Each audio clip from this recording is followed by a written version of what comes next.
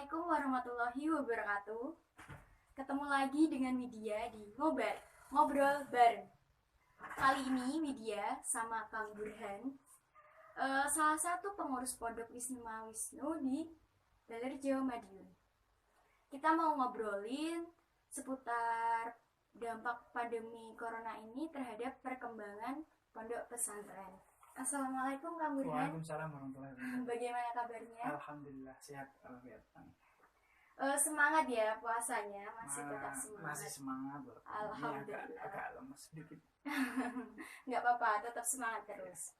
Jadi gini, saya mau tanya nih, apa sih tindakan pondok pesantren untuk memutus mata rantai penyebaran COVID-19 ini?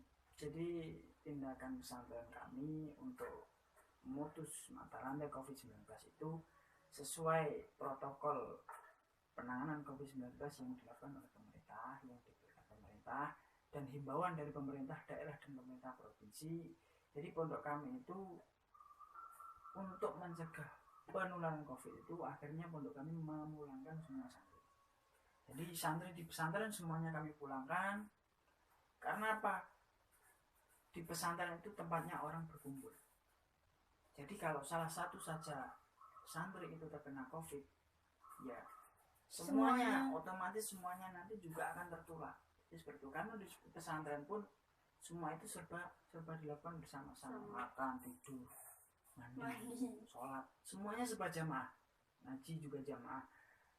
Jadi tindakan pertama yang kami lakukan sebelum memulangkan itu kami mendata santri, mendata dan mengelompokkan masing-masing daerah-daerah. Yang kami prioritaskan itu santri yang dari luar Jawa. Jadi yang dari Kalimantan, Lampung, dari Sumatera semuanya kami prioritaskan dahulu. Tanggal 30 hari itu juga sore itu kami langsung memberikan tiket mengakomodasi semua santri yang dari luar Jawa. Malam jam 2 langsung kami berangkatkan. Tentunya kami memberangkatkan pun juga sesuai dengan protokol penanganan COVID. Jadi kendaraan yang kami pakai untuk mengantarkan santri ke bandara itu pun juga sebelumnya disemprot pakai desinfektan, pakai masker. Ya, santri pun juga dianjurkan pakai masker. Santri pun tidak diperkenankan membeli makanan dari luar selain dari pesantren. Karena selama di perjalanan nanti tidak diperbolehkan membeli apapun dari luar. Itu untuk mencegahnya. Jadi seperti itu. Lalu ketika di rumah santri itu apa sih kegiatan santri yang produktif? Oh, untuk di rumah dari himbauan dari pengasuh yang ditindaklanjuti oleh kepengurusan, santri yang sudah dipulangkan itu tetap sesuai dengan protokol penanganan COVID-19. Seseorang atau santri yang berpergian atau berpindah dari suatu daerah ke daerah lain otomatis kan di rumah ya. Di rumah berarti santri masing-masing santri itu harus melakukan isolasi mandiri selama 14 hari. Karena apa? Tidak tahu santri itu membawa atau tidak di perjalanan ya. Ditakutkan nanti kalau di rumah itu kan interaksi dengan orang lain, apalagi orang tua. Orang tua itu kan usia yang 40 ke atas itu kan imunnya rendah. Akhirnya bahaya. Walaupun santri itu kelihatannya sehat dari Madiun ke Lampung semuanya. Badannya sehat, tapi ternyata dia membawa COVID. Nanti terus interaksi dengan orang-orang tua di sekitarnya. Akhirnya apa? Yang kalah itu yang orang usianya 40 ke atas karena ya imunnya rendah. Jadi tetap himbauan dari pengasuh tetap untuk mentaati protokol pemerintah, jangan melanggar itu. Intinya itu setelah isolasi mandiri selama 14 hari itu santri juga dihimbau untuk tetap tidak mendekati kerumunan atau tidak berkegiatan yang berkumpul dengan massa. Itu pun juga sangat berisiko. Jadi santri dihimbau ya bisa membantu orang tua di ladang, kalau yang punya ladang bisa di kebun, kalau yang punya kebun ya bisa berternak, mengurus ternak kalau yang punya ternak. Biasanya kan kalau daerah Lampung itu kan ya perkebunan ya, dari setiap hari pagi itu paling ya kebun. Kegiatan seperti itu. Nah, untuk kegiatan ngajinya atau untuk kegiatan ngaji ya dihimbau dari pengasuh itu pun di rumah pun dihimbau untuk ngaji secara mandiri. Tapi jika daerah itu daerah yang belum level zona merah, Itu juga dianjurkan untuk menghidupkan musola-musola atau menghidupkan masjid-masjid yang ada di sekitar daerah tersebut. Jadi santri itu di rumah pun tidak boleh meninggalkan ngajinya. Tetap walaupun ini posisi libur, istilahnya libur pesantren, itu tetap dihimbau santri itu di rumah tetap ngaji. Seperti itu. Terus apa sih hikmahnya yang bisa dipetik santri atau apa ya? Dengan adanya COVID ini tuh apa sih yang bisa dipetik Jadi hikmah yang untuk dapat santri?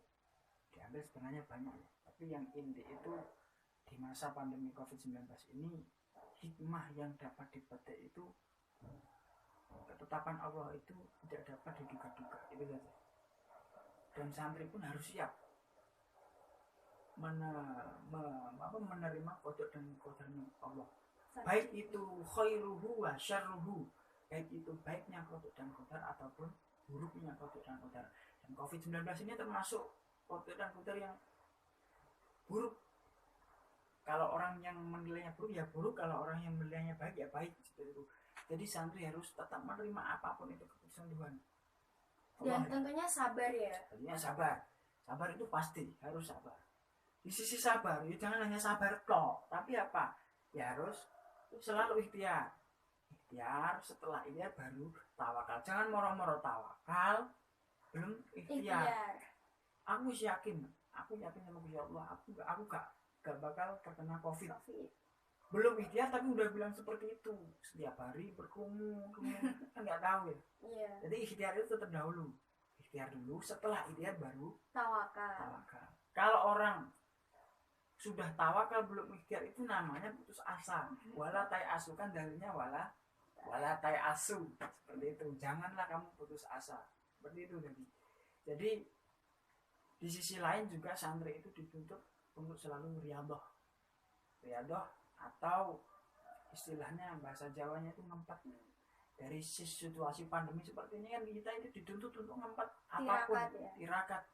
Nggak boleh kemana-mana, nggak boleh berkumpul dengan teman-teman yang setiap hari biasanya bisa berkumpul, disuruh pulang yang biasanya di pondok itu hari puasa seperti ini kan ngaji, banyak sekali kitab yang dikaji. Sebenarnya waktunya panen kita, tapi ya apa boleh buat, karena ada COVID-19 ini ya akhirnya pulang karena apa? Kita itu kan ati Allah wa ati Rasul wa ulil amri minkum. Kita itu taat kepada Allah, taat kepada Rasul, dan taat pemerintah. Tentunya penanganan dan pencegahan itu kan juga protokol aturan dari pemerintah. Kita sebagai warga negara Indonesia yang baik dan taat pemerintah, kita juga harus melakukan instruksi dari pemerintah. Karena apa? Semua kebijakan yang dibuat oleh pemerintah itu tidak mungkin kebijakan yang menjerumuskan warga masyarakatnya. Terutama Bapak Jokowi ini ya, hebat sekali. Dia itu udah sederhana tapi kerjanya luar biasa. Saya salut dengan Bapak itu. Baik. Terus apa sih pesan Mas Burhan sendiri untuk para santri, khususnya santri Wisma Wisnu yang di rumah? Pesan kami untuk semua santri yang ada di rumah, khususnya yang sudah pulang, yang dari luar Jawa maupun masih di lingkup Jawa, Jawa Timur, Jawa Tengah, Jawa Barat, semuanya tetap stay at home. Jangan berkerumun, hindari kerumunan massa, terus tetap aturi protokol penanganan COVID dari pemerintah. Ingat, santri itu harus ati Allah wa ati Rasul wa ulil amri minkum. Jadi itu saja yang dapat kami sampaikan. Mungkin ya seperti itulah gambaran sedikit penanganan COVID yang ada di pesantren kami. Kami pun tetap taat aturan pemerintah karena pesantren kami pun juga semua di naungan Negara Kesatuan Republik Indonesia. Baik, terima kasih ya Kang Burhan. Ya, sekian yang bisa saya sampaikan. Nantikan di ngobar-ngobar berikutnya. Tetap di ngobar, ngobrol bareng. Wassalamualaikum warahmatullahi wabarakatuh.